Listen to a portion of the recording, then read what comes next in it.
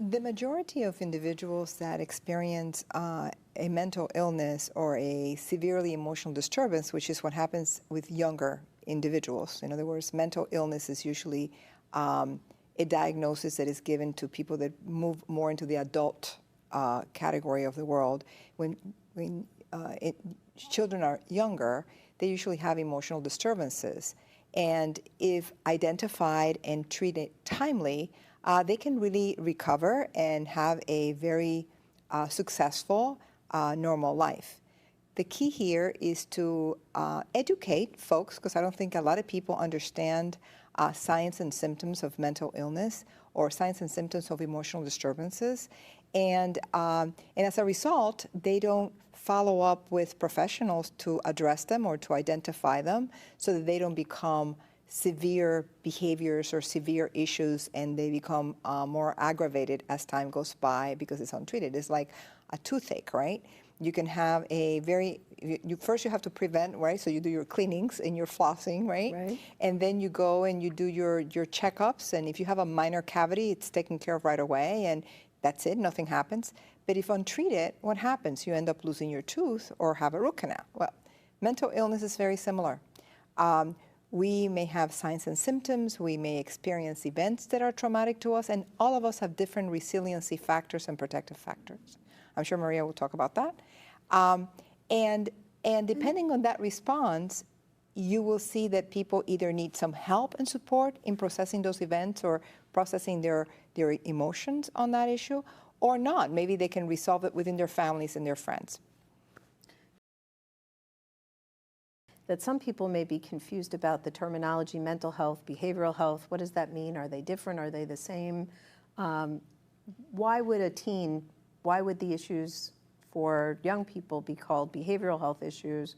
Or even sometimes we use that with the adults as well. Would you like to answer, or anybody else want to explain that difference? Why behavioral health versus mental health? So behavioral health encompasses both mental illness or substance abuse or severe emotional disturbances, and substance abuse. So the behavioral health is more of a global encompassing terms for all of those behaviors.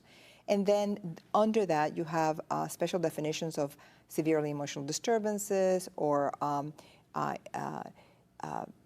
severe mental illness, or you have substance use, substance abuse, substance dependence. So there's other different types of categories under that. So the big umbrella is behavioral health issues. We do a lot of work in prevention and educating parents, and one of the reasons why we do it is because there's a huge disconnect between the brain and the body. And we usually, especially with children, we take them for every 6 months for checkup, and we asking the doctor, you know, how is the child developing? Is everything where it needs to be? But we don't really ask about, you know, anxiety, about is the child sleeping well? Is the child having any issues, you know, any eating disorders? Is there anything happening in the house that's a little bit different than what you are used to seeing your child? So a lot of the work that we do, especially with children, is educating the parents to make the connection between the brain and the body, so that they can be attentive to what could be some of the signs that children may exhibit when they're going through a difficult emotional situation. And behavioral health really means a lot to me because I'm a person in long-term recovery with both a substance use and a mental health diagnosis. So when you look at it, it's about inclusion. It's about including all people, recognizing that whether you have a mental health challenge or a substance use challenge, you're going to emanate a behavior that may not be acceptable to society. So it's really drawing down on what is the basis of that behavior. Is it coming from the emotional side, which is also categorized as a mental health component, or is it coming from the substance use side, or both? Because I happen to cross over both. So at the South Florida Wellness Network, we are all people with lived experience, which means we've crossed over both sectors or just one, whether it be substance use or mental health. So one of our biggest things is really recognizing the importance of inclusion. There's a lot of myths surrounding mental health challenges and substance use challenges, and it becomes into discriminatory practices because it's really lack of knowledge. It's almost like with me in politics. They're not my favorite, but it's because I don't know enough about them. So it's the same thing when you're working with individuals. And it's really a community that's in tremendous amount of pain. So when we look at it as how do we heal our community? And we stop looking at just specifically mental illness or substance use, and we look at the whole person, we can actually start healing as a community. So at South Florida Wellness Network, we have been birthed by the behavioral health community. Sylvia Quintana had a vision, and I was brought in, and we've been able to launch in a community of wholeness and wellness, and really looking at restoring the lives of individuals, because I know, and I'm living proof that recovery is possible. I do have children that I love very dearly that also pass over both sectors, and it's a challenge. You know, it's truthfully a challenge, but it is an area of tremendous emotional pain, and it starts there. And you know, as to Maria and Sylvia's point, you know, when we start recognizing as a community that these little behaviors that we may see in our children could be early warning signs, we don't know. So maybe we need to recognize how can we divert that, you know, and how can we start looking at behavioral challenges as something a little bit different, and how do we get in and intervene? So the best place to do that is by educating families and educating our community that, hey, just like if you see a little mole there, you may want to have it checked occasionally. So if you see a little behavior, start looking into it, you know, because it may be something more and it may not be. But just being aware of what it is. So at South Florida Wellness Network, we do a lot of education. We house the Federation of Families, which is the family voice. So a lot of families that have youth that cross over these areas with the serious emotional disturbances and, you know, other types of issues that they may have. And we also have Youth Move, which is a young people that have been put into these various categories that may have had to speak to a therapist or a counselor or may have been on medication. So we're out there sharing the word that, you know, mental illness is not this bad word and this thing to be feared. It is something to be aware of and to recognize that it does not discriminate, and at any given point it could happen to anyone. My son had his first psychotic episode at 23. You know, I never would have thought that I would have had to fly across the country to get him out of a hotel room because he was so fearful. And 9 times out of 10, those individuals are more fearful of themselves and what could happen to them than what they're going to do to the community. So I'm here really from that perspective that people can and do recover, and it's just the tremendous pain that people are experiencing. I wish we could be a community of helpers, knowing what to look for, to know that your friend, your family member needs help, to know if your child's all of a sudden stopped using social media or stopped calling a important friend, just to know that maybe asking, is everything okay today? Right. And being willing to be a helper for our community is so important, because only as a community are we going to begin healing. Right. And I think we all need to take the responsibility of trying to help our family, our friends, and our neighbors, and understand, is there something going on? Right. How can I help? And is there something wrong? Because I want to be here to support you. Because as a community, that's how we're going to begin to heal. Definitely. But I just wanted to add to that, you know, having the conversations in the home and focusing on emotional literacy, teaching our children that there will be days that they're going to be sad, there will be days that they're going to be emotional about some situations, but that, you know, that they need to be able to manage those days, and they need to be able to deal with their emotions and be able to communicate to an adult how they're feeling. Emotional management is important. So they feel that they are too overwhelmed by something that's impacting them, that they can talk to someone else, and they can get the help that they need in order to be able to manage. And help isn't always a scary thing. It doesn't mean, I think a lot of people have a vision of, now you're going to lie on a psychiatrist's couch, and what do you want my child to do? And you want to label them, and you know, there's all kinds of images that pop up. But I think, Maria, your point, it's resiliency. Exactly. It's emotions happen. I defy you to find anybody in this world who doesn't have emotions, who has, you know, the days of depression, days of anxiety, days of whatever is going on. But it's how we process it, how we manage it, and what we can do with it that really makes that difference. We as adults need to be able to listen, and we need to be able to ask the right questions. And the questions need to be more about what happened today or what happened to you, because sometimes we ask questions that seem to be like, it's my fault. And a lot of the kids assume that if they say anything, their parents, their teachers, or whoever their adults that surround them are going to think, oh my God, it's my fault because I should have done something different, or I should have reacted different. And you know what? We're not born knowing everything that we're supposed to do. And somehow by the time kids go to school, they think that they're expected to know everything. And you know, many times you have to tell them, no, you're supposed to here to learn. So how can you know everything when you're going to school to learn, right? Or you're going to wherever you're going to. This is part of the learning process. And I think that the expectation is about, let's share what happened. Let's see how we can be supportive of each other, so that if you don't know how to process something, you can talk to that adult and be able to either get opinions or get process through where your thoughts are, what your friends are doing, how to help folks around you that maybe don't have options and outlets. But that listening piece is crucial. It's crucial even for people that are at a desperate point where they're thinking of committing suicide, you know, and that could go either way. Listening is what sometimes saves them from that. So I just want to emphasize the fact that all of us in our community, like you said, Frank, are responsible for ensuring that we are supportive of each other, and that we know, we learn the literacy, the emotional literacy that you talked about, we learn how to address each other so that we can really be supportive. A lot of people in our community are going through a lot of pain. Our kids are going through a lot of pain. They need to know there's a resource out there that will give them hope when they feel hopeless. They could call us 24 hours a day, 7 days a week, and we're there for the kids, we're there for the parents, we're there for the caregivers. We want to be able to provide our community hope during this very difficult time. So through you, they can get linked to what?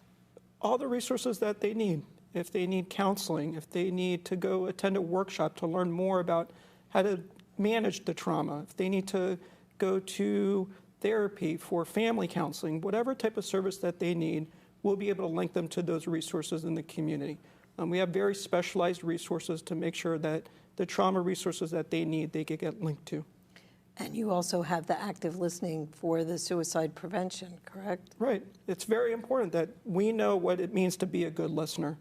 We know what it means to talk to someone in a way that they're going to feel safe, where they're going to feel respected, not judged, where they feel like they could actually go from feeling hopeless, thinking about suicide, to feeling like I can make it through this because there's someone there that cares about me.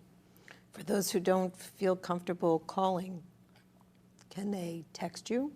They can't text us right now, but they could chat with us. So if they were to go to our website, 211-broward.org, they could chat with us online, and we could chat with the team right there so that they feel comfortable talking to us. And they could do that on their phone. Just chat with us by visiting our website. Communities to learn more about what are the signs and symptoms of trauma, because sometimes we don't realize that people are saying through their behavior, I need help. And we kind of like dismiss this by saying, no, it's just this kid that is a teenager, big deal. And that is not true. We need to pay attention. That's why asking the question and paying attention to what symptoms are, trauma, post-traumatic signs of trauma is important. If unattended, it will really cause interruption with normal behaviors and your normal life. So we are really urging parents, teachers, and students that if they find themselves, for example, unable to concentrate in school, if they find themselves suddenly crying out of nowhere, saying, hey, I'm doing fine, and suddenly I feel like crying, what's wrong with me? It's not what's wrong with you, it's part of the way your body and your mind is processing the fear, the scare, the whole process of that event that took place. Sometimes, if not treated, people will not want to mix with other people. They isolate, and they don't want to, they avoid other people because they don't want to connect with other pain. Remember, if you're in pain and somebody else is in pain and you connect, the pain connects and it hurts more. So people try to avoid each other so that they don't have to connect with their own pain. And sometimes when you don't deal with that pain, which is important to deal with, people look for self-medication. And self-medication ends up using other kinds of drugs and so forth, and people then go through the wrong path. So maladaptive behaviors to deal with your pain. So it's not like it's a bad thing. It's like it's the best choice that I can make because I have no other choice. So what I'm saying to folks is we do have other choices. We have trauma treatment free of charge available. It's not a forever therapeutic intervention like lying on the couch forever. Various universities have mastered the way in which trauma is delivered so that individuals within a 16 to 26-week period have worked through their process. For people that are very severe, it may take a little longer, but it's not like a forever thing. This is part of preventive work. If you don't deal with it now, it can really cause later on a lot more disruption in your behavior. So we're trying to do our best to get that word out there, and thank you so much, Cindy, for letting us speak to it at this point in time. Well, and I think it's important to note, too, especially for the teens that are afraid of counseling, that there are some other evidence-based therapeutic interventions that are not as perhaps scary as an entree. So the work with the dogs, the work with equine therapy. You can talk to a horse if that's more comfortable than talking to a therapist. That's or right. the drumming, or even yoga or the tapping. We have coming back, Lori Layden working on that evidence-based tapping for trauma. So there's a lot of things that don't necessarily involve that deep, intense, let me reveal everything I'm feeling to you. Which is so scary to people. And other techniques could be art. People can express through their art, or even poetry. So people can write poetry or rap songs that reflect how they're feeling. So a lot of it has to do with how can you find your form, whatever that is, to be able to express yourself and be able to share it, so you have other ways of not holding back or holding in that pain or discomfort. Maria, talk about some of the work that you're doing at the United Way with to bring healing back to the community. So our focus is in prevention. We're looking at how to educate the community and educate parents about the signs and symptoms of possible behavioral health conditions. We're also looking at the prevention of substance abuse, because we know that can be a coping mechanism for some of the families. And on a monthly basis, we are offering the mental health first aid training. And it's basically to teach the entire community about recognizing mental health symptoms and where to refer individuals that may show or exhibit any signs of having a mental health or behavioral health condition. So a lot of work around that area. Starting in July, we're going to be funding about 8 new providers that are going to be offering prevention services in the schools. The life skill training that has 2 components, one for the parents and one for the children. It's basically teaching parents, coping skills and teaching them and providing them with the tools that they need in order to address some of the challenges that they may face with their teenagers and with their small children. We also Which grades are you doing that with? We're doing that with 8 different providers in the community. School? Where? In middle schools. Middle schools. Yeah. Yes, that's a real turning point. Middle school. We also are working with, because we talk a lot about the families and about the children, but we also taking a closer look at police officers and first responders. Good. Because we know that they also have gone through a trauma, and that they may need some type of support, and that they need to recognize when they need help. So we will be enhancing our CIT trainings to include more police officers and first responders in the training. I think our community needs to hear that it's okay to talk about mental health. Right. This crosses all cultures. It does not discriminate. Yep. It is okay to say that your child is depressed. It is okay to say that your child is going through pain. It is okay to say that my child is getting help. Right. It is okay. And our community does not, all people don't accept that mental health is stigma. It's not acceptable. We need to become more comfortable talking about mental health in our community so we could be helpers for anybody. Right.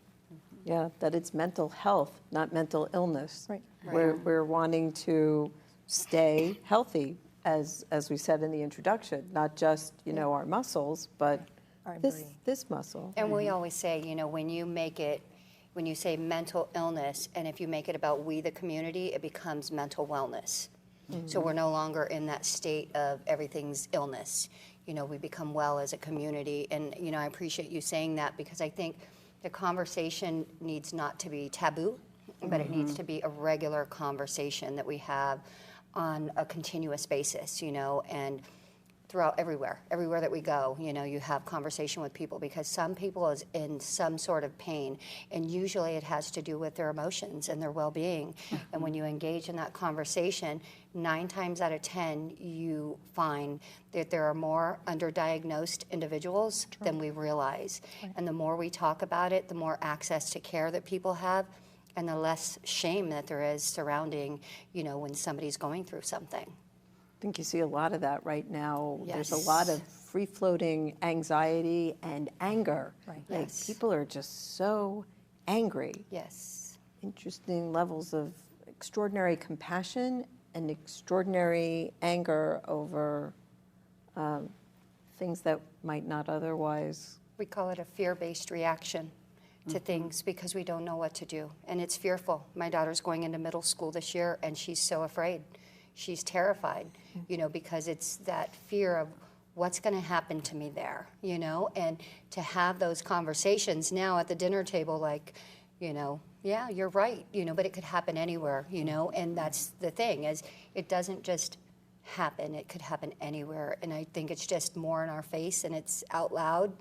And we just need to continue to have that conversation, and listening is huge, and having those conversations, but also preparing families, because it's so difficult nowadays because parents have to work, and they work really long hours, and there's a lot of kids that are left unattended.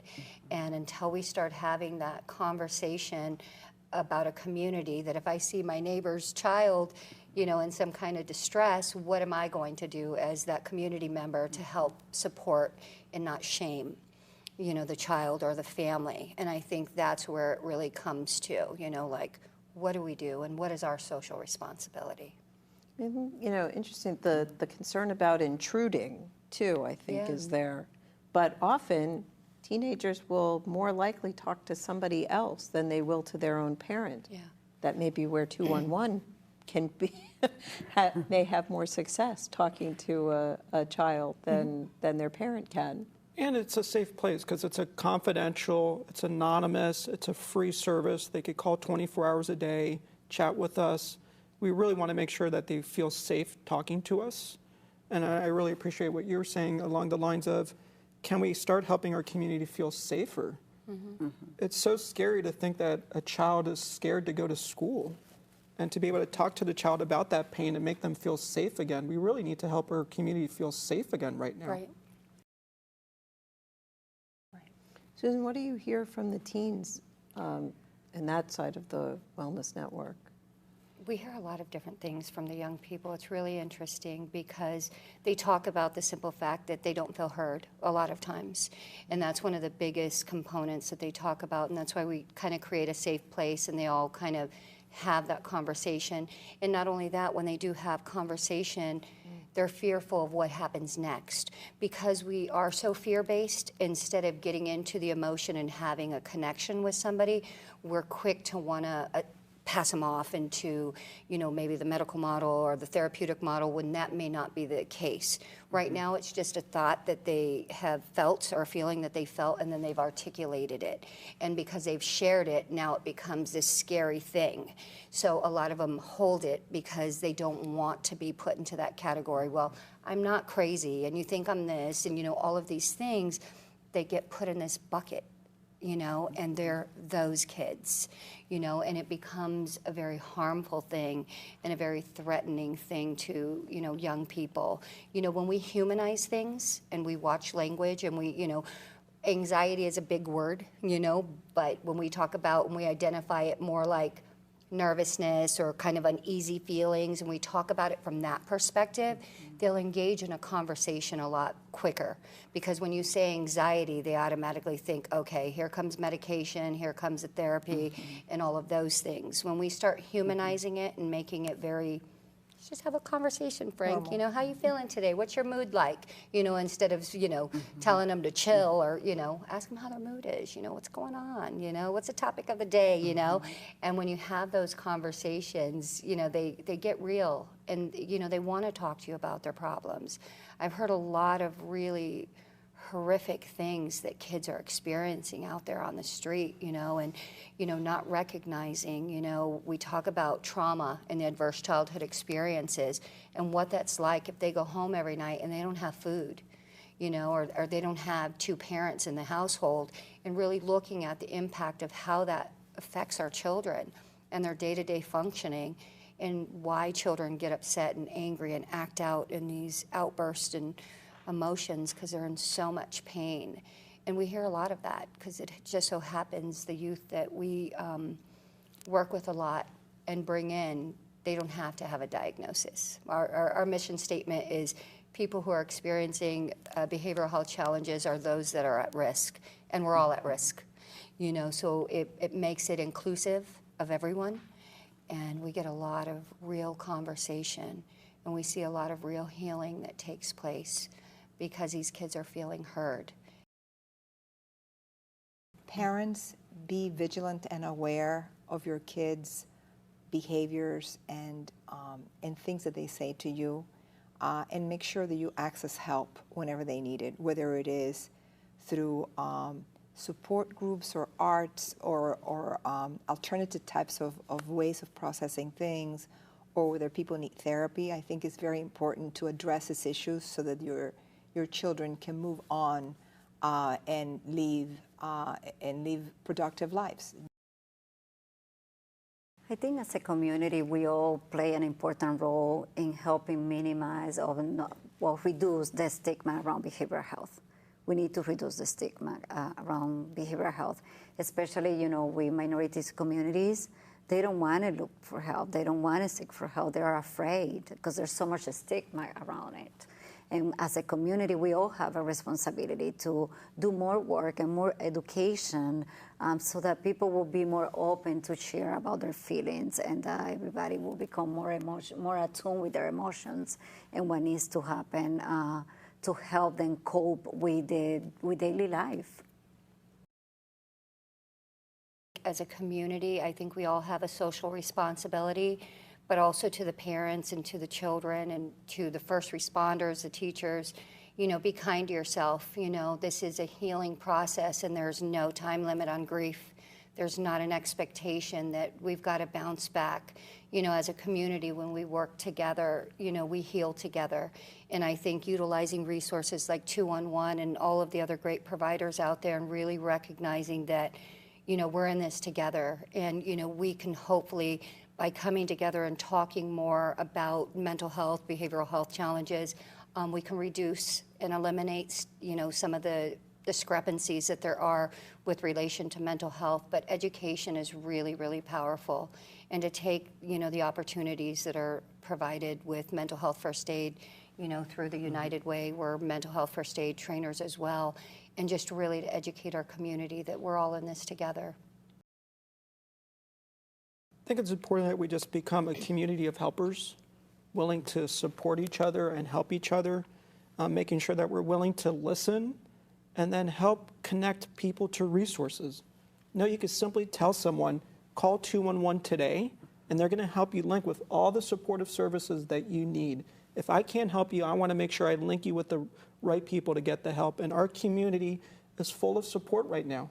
There's many support systems, and I just want to make sure that anyone that's feeling hopeless, know you could call 211, and we're going to be there for you to help you get that hope that you need.